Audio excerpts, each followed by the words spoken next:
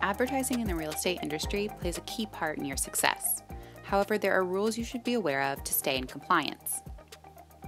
Real estate advertising includes, but is not limited to, the following: social media ads, printed material, electronic media, promotional events including open houses, billboards, and signs. Here are a few things to keep in mind when using advertising materials. Before advertising as a real estate broker or salesperson, you must be licensed in the state. Real estate licensees may not publish, advertise, distribute, or circulate any material or information that is false or misleading. Real estate licensees may not advertise providing a promotional item, gift, or other object of value to affiliates for a specific service. If using Coming Soon strategy, keep in mind the listing must be placed in the MLS before advertising.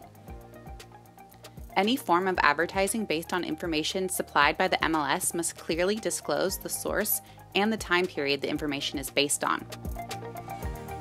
Real estate professionals must ensure their advertisements comply with the Fair Housing Act and do not express a preference for certain characteristics or exclude individuals based on a protected class. Always make sure you check with your broker if you have any questions about your current or future advertising materials.